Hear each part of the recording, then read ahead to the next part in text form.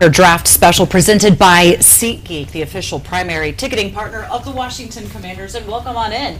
It is a huge day, draft day. Julie Donaldson here with you with Logan Paulson, and joining us tonight is none other than Brian Mitchell. The house is awesome, loaded man. and Legend. Right, great to have you back here in the building with us. Yeah, appreciate it. No bigger night to do it than draft night. This is the night where night. dreams come true. All that hard work from, the young little peewee days of dreaming about it to high school to college, they can come true starting tonight.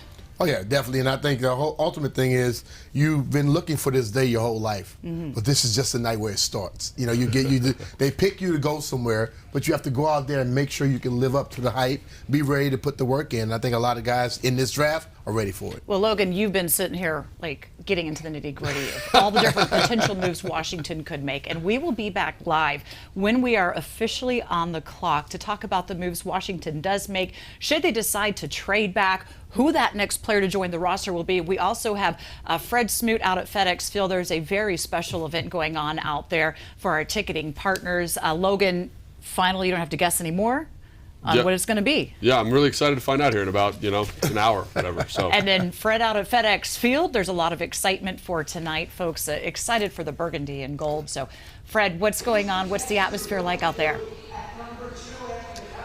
Well, it's electric. We haven't let the fans in yet, but I talked to a lot of them outside the stadium, and soon this room will be packed with fans that's sweating, not because of what they know. What they don't know is what we all be thinking about. Are we going to go with the offensive lineman? Are we going to go with the cornerback from Mississippi State? Are we going to go with a running back? Who knows right now, but we're all sweating right now.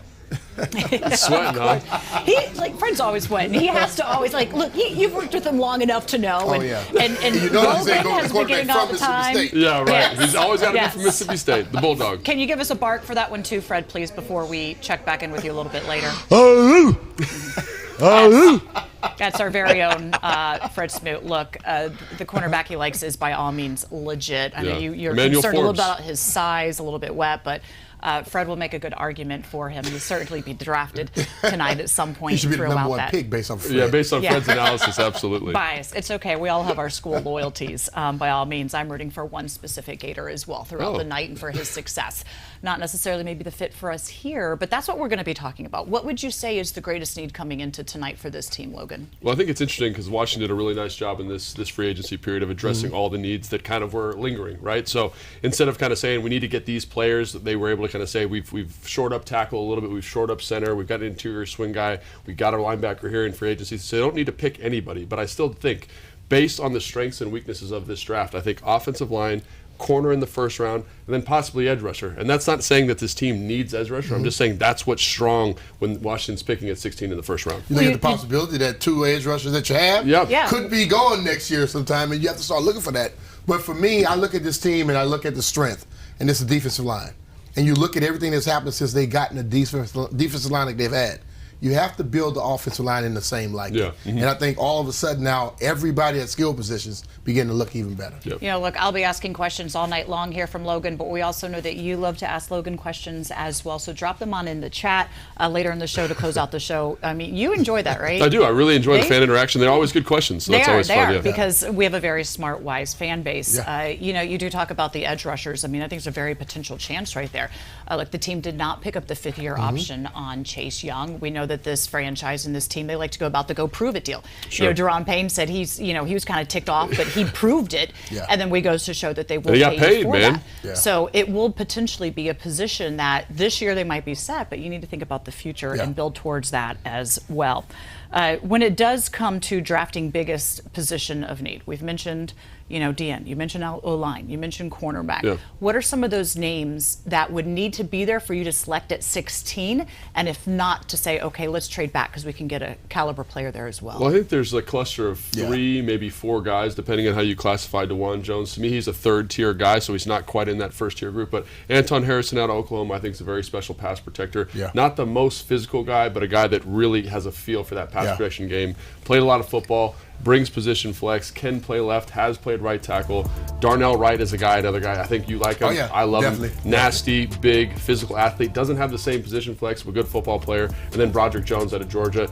Outstanding young football player. Only 19 starts, man, but has the athletic potential. Yeah. You know, ran that 4.9 at the combine. You see his kind of twitch and explosiveness. There's only one way he can go is up. It's just about can you wait for it? You know what I mean? Yeah, and I think when you start looking at the cornerback, you know, you're looking at guys, Gonzalez, Witherspoon, you would think they won't be there, but what if? What if? You know, I think every year we look at the draft and they begin to have a run on a certain position. Yeah. What if they go away from the corner and he falls in your lap? You go with one of those guys like that. Joey Porter, there's some things about him that people are questioning a little bit, but he has the criteria. And his dad was a damn good player. And I was going to say, you talk about guys falling. Like, imagine if Paris Johnson fell to this team. I mean, how quick are you running that ballot up there? I'll do it for him. Yeah, get it up there. I'll go make that. Can you still run? Can you get it up there fast? A little bit. Yeah, a little bit. Do a little bit. I know you don't bike forget, a lot. Beamish spins like 50 miles on his I bike. was going to say, if Beamish ride his bike up there, he'd probably ride his bike to Kansas City from here, right? I wish. You talk about players potentially falling, and we know anything can happen. A lot of it going into draft night, there might be a little bit of smoke and mirrors on what teams may or may not be wanting to do as they are trying to ultimately get who they want. And even last year, we heard head coach Ron Rivera always saying that they wanted Jahan Dotson for this. So that it was in their plans that if the one player that they wanted was not there, that they would move back. So they went in with all intentions to potentially move back, which is said could be something we know General Manager Martin Mayhew likes to do more often than not, is to move back. Let's bring back in Fred, because Fred has a couple of names that he is eyeing right there. Should they be available at 16? Should someone fall to you? Fred Smoot, come on back in and let us know some of those names for you. Well, don't forget, this is the same coaching staff last year that traded down with the Saints for them to draft Chris Olave. We ended up getting Jahan Dotson. We also, with those picks, ended up getting Brian Robinson, and we also got one Sam Howell. So this front office knows what they're doing. If we did have a chance to trade back, y'all guys talked about the defensive end situation. Now look for them to look at a Nolan Smith, a guy that can play standout linebacker, also can rush off the edge. Look for them to look for a Drew Sanders from Arkansas, a guy that can rush off the edge and still be a linebacker also. So I think position flex, we talk about it all the time, Logan, and coach loves that. So when you want to bring up some guys, when you're talking linebacker, make sure you think about some guys that's not only linebackers that can stand up, but some guys that can rush off the edge and hopefully one day replace a Montez Sweat or Chase Young or anybody that we lose during this draft next year too. And so, Fred, you mentioned Drew Sanders. I think he's a fantastic football player. B. Mitch and I were going to talk about him a little later. Awesome pass rusher, developing as an off-ball linebacker. Do you think they take him at 16, or is that a trade-back candidate for you?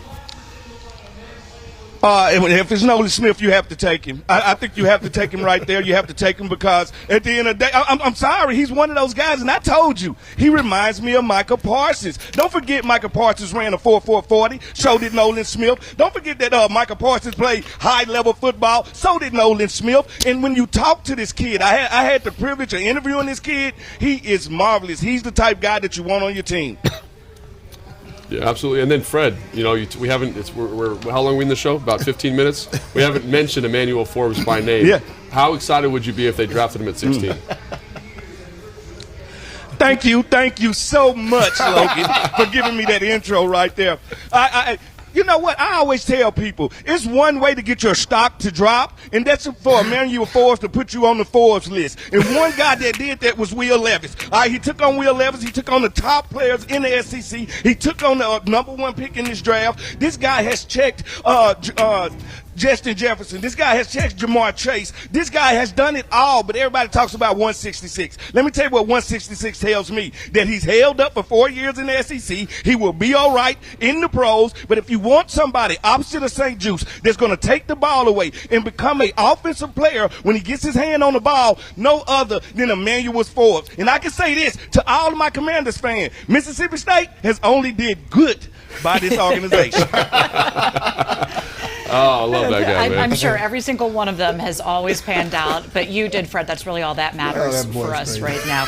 We'll be checking back in with Fred as they are holding a special event at FedEx Field for season ticket members. So hopefully if you're not a season ticket member, you could be there next year. Get your tickets. It's going to be an exciting season. This is right now the season of hope because we're looking to add to the roster. If we take a look at what Washington did last year, well, it worked out pretty well for them. Here's how they use their last 5 first-round draft picks. A bit of a mix of offensive, defensive players. Of course, Jahan Dotson just went there and balled out. 7 touchdowns, tying the rookie record, and he missed 5 games, mind you, that as well. Of course, you got Jamin, you got Chase. Rest in peace to Dwayne Haskins as well, and Montez Sweat. But boy, it's going to be difficult to keep Young and Sweat as we are all anticipating. But if we're talking about Jahan, let's take a look at how his draft night recap went.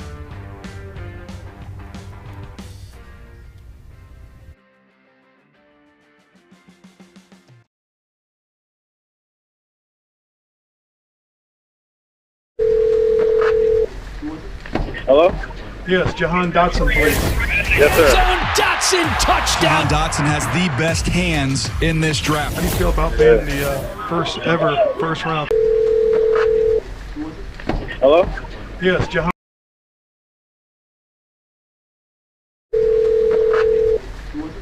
Hello? Yes, Jahan Dotson, please. Yes, sir. Jahan Dotson, touchdown! Jahan Dotson has the best hands in this draft. How do you feel about being the first round pick of the Commanders? I would love that. The Washington Commanders select Jahan Dotson. Jahan Dotson, such an explosive player. Spin to the 10. He's going in. Touchdown! And for the end zone. Touchdown! Nobody covered this guy. Dotson! You did it. You did it, huh? We did it. We did it. We've come to know what to expect from Dotson on the field. 35 receptions, 523 yards, but it's the fact that he's able to get into the end zone that is so electrifying. And he knows he could have had so many more touchdowns had he not missed those extra 5 games due to injury. Only 12 games, 10 starts that he had. Here now is his draft story. The Washington Commanders select Jahan Dotson.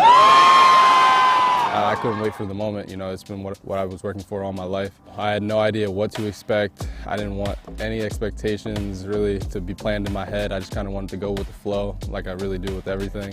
Up until about 10 picks, I was pretty much watching the basketball game, pretty chill-minded, but it started to seem real, getting closer to the pick, so I was kind of getting nervous. I was with pretty much all my family, all my friends in my house.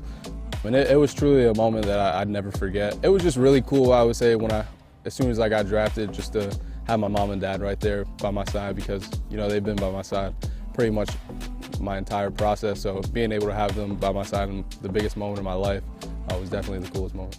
I almost went into shock. Like I said, I've been working all my life for this, and it was just a really exciting moment. I love hearing all of the guys' draft stories, but what really resonated with me is I had the conversation with Jahan earlier in the week, which you can see that full interview over on our YouTube channel, is that he said he was motivated by being selected 16th because he thought he should have gone a little bit higher. Make sure you go check that out. So we will have continued draft stories in our coverage here as well. But when it does come to whose name is going to be called next, we've already mentioned a few of them, but why are they so important? Let's go inside the film room with Logan and B. Mitch. B-Mitch, it's really nice to have you here. It's fun to be doing a breakdown with a legend, man. Always a good time. We're going to be talking about somebody that Fred talked about earlier, and that's Drew Sanders here.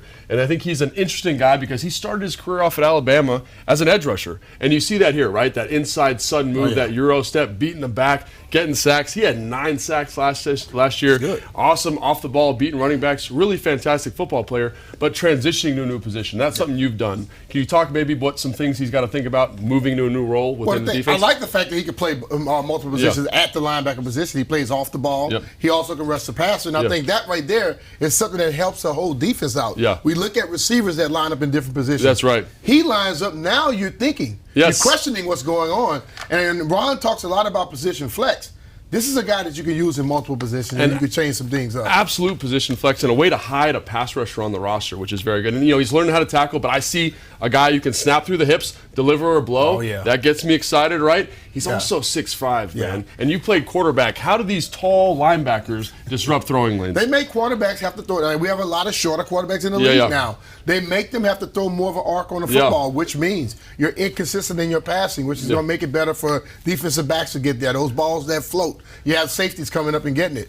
6'5", coming off the edge, being able to line up in different positions. You look at Michael Parsons, not that tall. Yes. But the fact that he lines up in different positions helps him out. And it makes it really hard for offenses to identify kind of who's rushing, who's dropping into coverage. He brings that, and again, you don't have to kind of fill out that defensive line room. You can add him as an off-ball linebacker. Definitely. And the thing that I love about him is he is just a fast, physical son of a gun, right? Not the best tackle in the whole world. He makes this guy look like a little kid. Yeah, but watch him close this grass here. He says, all right, quarterback, you trying to get out of the pocket? I'm going to run you down. And I think about him chasing Dak Prescott, Daniel Jones, guys like that. Having an athlete, comparable to Jamin Davis in terms of size and stature, running those quarterbacks down, I think that's pretty fantastic. I like it. Yes, and then, it's too bad, man. It's too bad because Fred's not here to talk about his guy, so you're going to have to fill in for him. Emmanuel Forbes, I think he's one of the kind of most instinctive corners in the draft. Here he is, has eyes in the backfield, gets a little bit nosy, right? But you see the recovery speed here, right, B? To get back and then make a play on this underthrown football. See, it reminds me of D. Green right there, where you can play, you could be in zone, but you're looking like you're playing man. Right. Because you have the speed to catch up. Yeah. And you're looking at,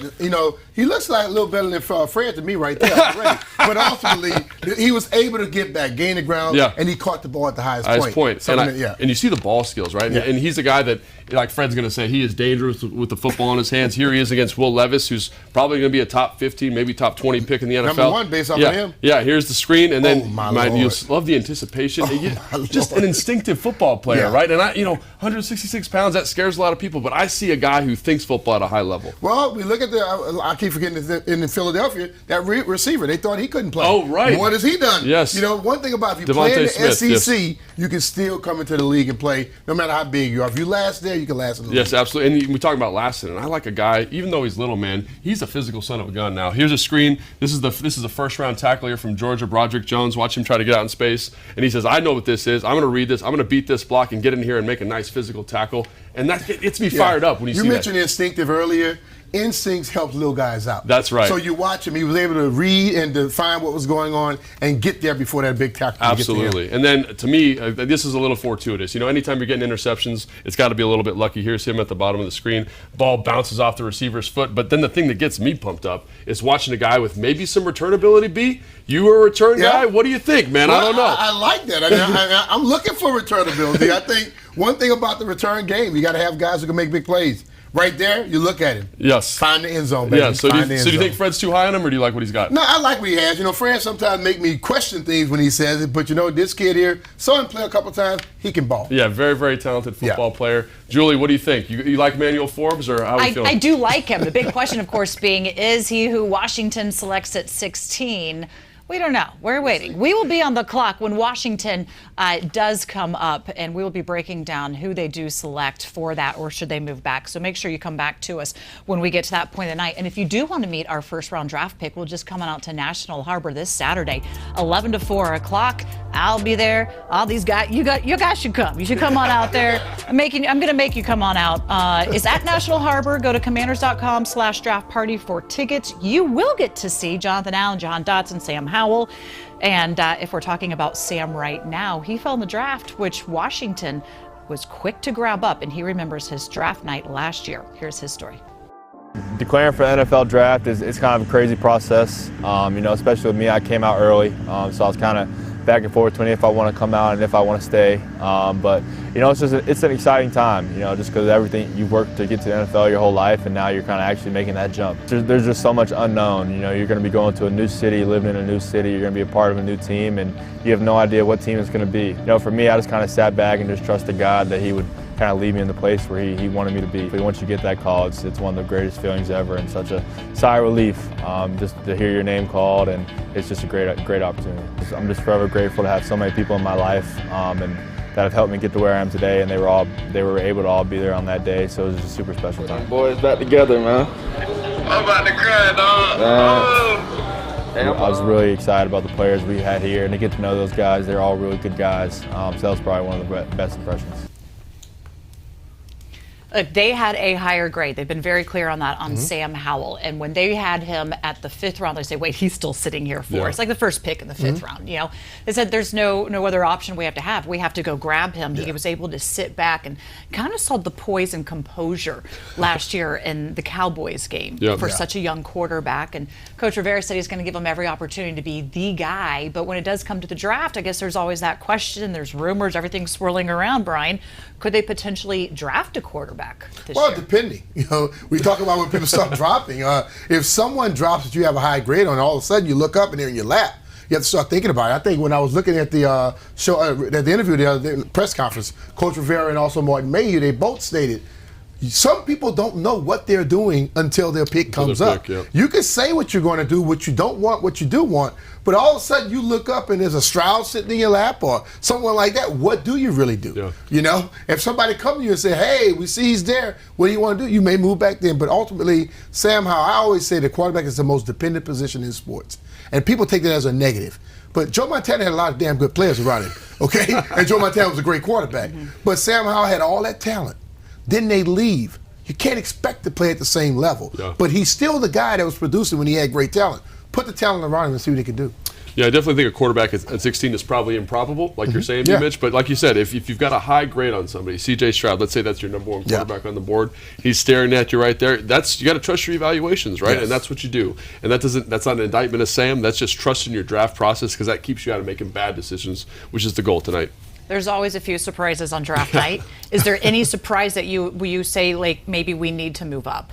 Potentially. Yeah, I mean, I think that's a tough question, because right now this year's draft is especially unique, right? There's probably 5 good picks at the top, and then it's like a plateau of from 5 to 30 or 40, right? So there's all these different rumors, all these different stories. I think the one that really sticks out to me is what do Houston and Arizona do? And if they don't take a quarterback, you're going to get a nice slide there, and then maybe you are in a situation where a really good player falls to you, and then you got to make a tough decision. That's the ultimate thing. I think the surprise would be if they take a quarterback.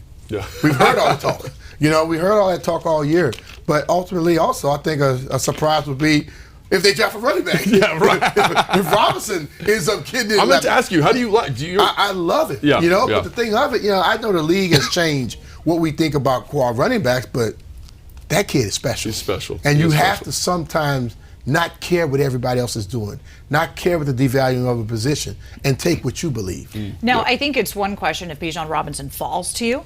That's when everybody likes to say, do you take him? Should he potentially fall to you? But do you want to reach up for that? It's a different story. Let's bring back Fred in here. Fred, we're talking about positions of need. And, of course, we've already addressed cornerback, offensive line. And we talk about, is there a need for quarterback? Not necessarily. And we'll see if maybe in the later round somebody should be drafted. Are there other positions that you'd like to see this team target as we go through a total of 8 picks over the next few days?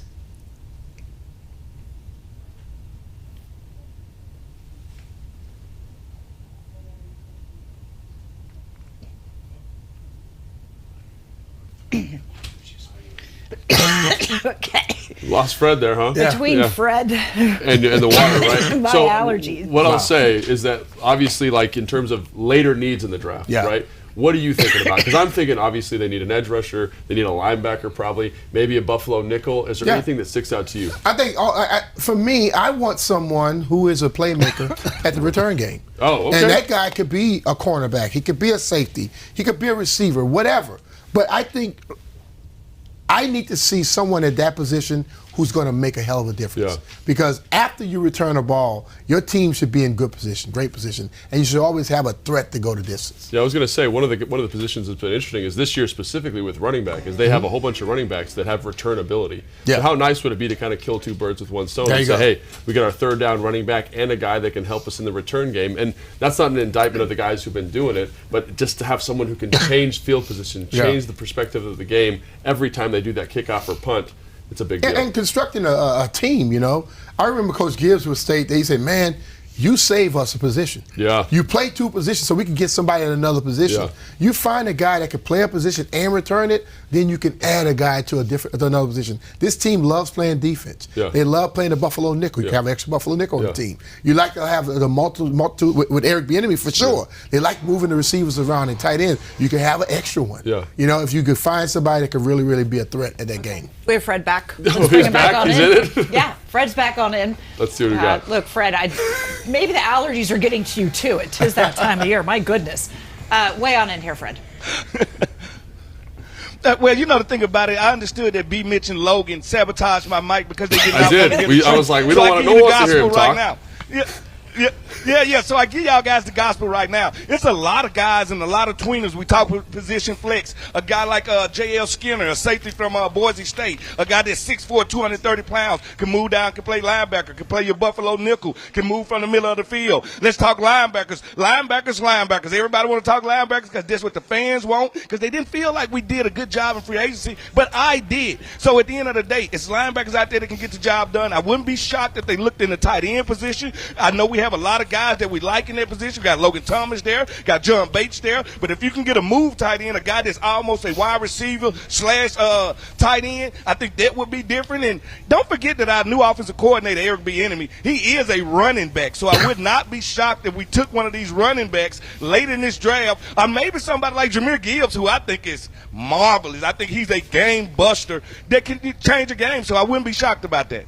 You mentioned tight end, and there's some folks saying that Washington, that how much Bieniemy likes using his tight ends and all of that. But I think that's a position you don't want to go too high for. Necessarily. You probably want to look maybe a little bit later in the draft for, I think that position. But I think to Fred's point, like when you get a guy like Gibbs, he's a space weapon, a satellite weapon, a guy that can catch the football, and a guy that in today's NFL is that mismatch weapon as a receiver, which is I think one of the reasons why I feel a little bit more comfortable about him, because he's almost got plus receiver traits.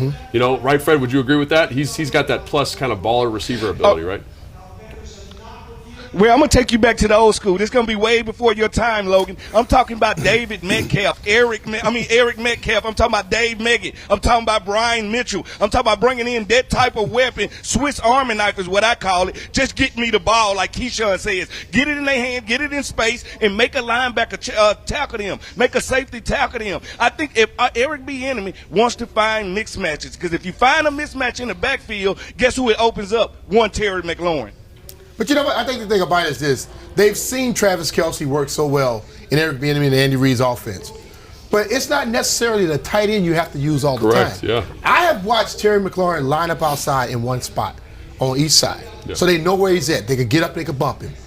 But I haven't seen Terry move around like Travis Kelce does. Sure. And if you begin to move Terry around, that becomes your mismatch right there. They can't get their hands on him at the snap of the ball. And Terry's an advantage over most guys. You could do the same thing with Jahan. Yeah. The same thing with Curtis. Eric is innovative enough to be able to take those receivers and use them in a way that Travis, like they use Travis. But Travis is not running a lot of tight end routes. Yeah. He runs receiver routes. That's right. He's that damn good. And I don't know a tight end in this draft that could run a route like Travis Kelce. And you look, Logan Thomas everybody loves, but he's dealt with a fair share of injuries over the past few seasons. And then outside of that, you have a lot of youth that still needs to come up and grow up at that position. But you've got 8 total picks. So there's room to be able to bring somebody in. I'm glad you talked about the youth at the position, because I think you're going to be hard-pressed to find a guy who's got more athletic upside than Armani Rogers, more athletic upside than Curtis Hodges. Those guys are special athletes. And when you're looking at traits that project well to the NFL level at the tight end position, it is athletic traits. And we have a lot of guys that here with a high athletic upside. And so, maybe they don't go tight end there. I'm not saying they will. I'm not saying they won't. But I'm saying they have guys on the roster who are going to be good football players and are going to develop, I think, and be dangerous mismatch weapons, like you're talking about. I was a quarterback. Yeah. When I got here, they had me watching Mel Gray. Yeah. Metcalf. All these guys that could get it done at the return position. I watched them so much that I began to imitate them. Yeah. You think Eric Bieniemy is not going to show these tight ends Travis Kelce to make when they go walk and sleep all the moves that he's making? And you're right, they have enough athleticism for him to come in and teach them and show them the right way to get it done. Yeah. And I think once that happens and the big guys begin to feel comfortable with it, they can just go out there and get it done. Yeah. A lot of times we are always looking for it. Every football team has 53 guys They're not all first rounders. You can find players at any position just so you teach them properly. Just ask Tom Brady, right? Right, yeah, no. That's right. Really look no further than that. Yes. This team has their fair share of finding those players that really in the later rounds have come up and performed as well, and they'll have their chance again starting tonight at 16 overall, but over the next few days after that. They have 8 total picks. So how do they decide to use them, and how do they find those players later in the draft that really can be impactful to this team? Well, let's get head coach Ron Rivera's take as he sat down with Logan. That's a conversation I think is really interesting. A coordinator to scout, but also a coach to scout. Can you talk about the differences in approach? Because like in my experience, scouts tend to be optimistic, about upside, and coaches tend to be a little bit more realistic. Can you talk, is there friction there, or do you find that here on the staff they align really well? Or? I think they align really well because one thing, and I got to give credit to both the scouts and our coaches, is that they talk a lot. That's one of the things I encourage. Well, because again, if I don't know what you want, right, how am I going to come into you and say, hey, this guy's a great tight end? That's not always how it is, though. You've been in places. But you want that because you want to be able to collaborate. We're not the smartest people in the world because we don't know everybody's business. Right. Okay. I try to know as much as I can because that's what I do. I manage this. I have to understand offense, defense, special teams, but I also have to have a perspective from what are our scouts looking at? What are they grading? Okay, they're grading skill sets. Okay, what are coaches doing? Yeah. Well, they're grading skill set fits. Right. Yes. Does this guy's fit us? And again, we've had a couple of misses in free agency because again, we didn't quite understand each other's skill set needs or what we see in this guy as a scout compared to what we want as a fit. Yeah. And if you don't have that together, you're going to miss. That cohesiveness, right? Right. And so we've missed, but we've also hit as well. Yeah, absolutely. I mean, J.D. McKissick was a big hit for us. Logan Thomas was a big hit for us. Why? Because we understood and we came together and we made a good decision. So it's going to happen if you're not on the same page. And that's one of the things we've been encouraging the last couple of years is, guys, make sure you visit, make sure you talk, pop in, watch film when they're watching film with them and the players. That way you can listen, because if you're listening to what positional coach is saying to his players, like defensive line is perfect. Hey, I love that first step. I love that you're getting vertical into your crease. Now, can you flip those hips there? Can you turn? So now the scout goes, okay, so I'm looking for a guy that's going to be explosive off the ball, but as he's getting into the crease, he can flip those hips quickly. So they now have a sense and feel for what coaches are coaching and what they're looking for in their players. And this year presents a very unique challenge, right? Because Eric Bieniemy is new. He's bringing a new offense, bringing new fits. Like, how does his voice impact that? Well, it's really kind of interesting because yesterday in the meetings, talking about the different positions, the 3 different offensive positions with him in there, and listening to what he sees, I think has really helped. Because when he does his readings, and let's say, he's talking about the tight end position, and he's talking about the need for a true Y, which you know as well as anybody, is the guy that's a little more physical at the point of attack from the line of scrimmage. He does a lot of the dirty work in terms of protections and blocking schemes to what the U is, or the F, and saying, okay, hey, this is the motion guy. This is the guy if he's going to block, he's going to probably be in motion. He's going to have to learn to keep tight angles. He's going to learn to use his body position a little bit more than his actual fire off and pop. So we talk about that. You listen to that now. When we're grading tight ends, you're sitting there, you're grading guys as, hey, this guy is a Y, this guy's a U, and these are Y. I think this guy is the Y tight end, and why this guy would be a better U. So that is Coach talking about the moves they could potentially make tonight, and everybody has their mock drafts soon. This may be blown up. Who knows? But this is what Daniel Jeremiah of NFL Media put out there of how he anticipates the night going. And look at that, at 16. It's Emmanuel Forbes, Mississippi State for Washington. Too bad Fred can't comment on that right now. It's not his time to come on in, but we shall see how this night goes, and on maybe some offensive linemen, because that is a position that we know this team needs to target. Let's go back to Logan and B. Mitch in the full room.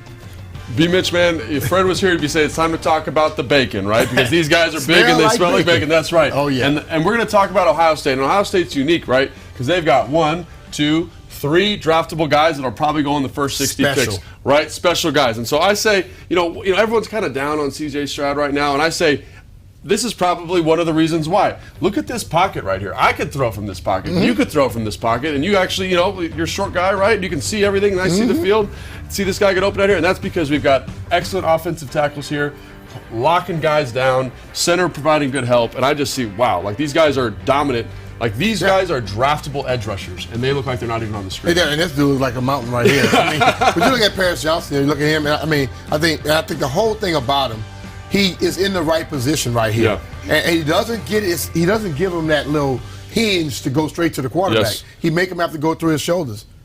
This dude's huge. He's huge. He's Ty and Secchi-esque. Yeah, he's a big man, and again, like different kind of styles, right? The foot speed, the athleticism here with Paris Johnson, and then just the sheer size with Jahan Jones. Longest arms ever measured at the combine, and you can see this guy's got a whole bunch of hand in his face right there, and he doesn't know what to do with it. Talking about short on Skoronski, that dude, you can't get to his body. Yeah, you can't get to his body. So obviously two different styles there, and it just, you see kind of the athletic traits that they all bring in different situations, right? Paris Johnson here, they're going to run a little bit of a line stunt, and let's talk about Whippler, the center. We haven't talked about him yet. He's one of the most athletic centers in the class. Very Travis Kelce, the Kelce center from Philadelphia.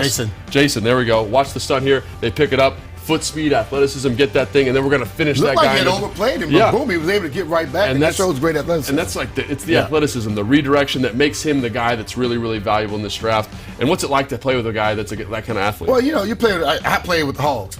Ultimately, when you play with those guys, you just have to hit your holes. Yes. They're going to make sure it's open for you. And if everything's going to be great with great timing, you watch them, they all shift just properly and get the little hit of them. They're not going to block them perfect every time, but they make sure they get body on body. And I'm glad you mentioned the foot speed. I'm glad you mentioned the body on the body, because this is really interesting. He slows his feet down because he thinks there's going to be a TE stunt here, right? He slows his feet down, and then watch how he can accelerate his feet, get out there, cover this guy up, and we, talking about both guys at the same time. And then Jahan Jones, man, that's 380 pounds of driving you into the turf. Like, that's a tough day at the office. They're both good football players. Push them on by. Yeah, get them on by. That's right. Don't let them hit the quarterback.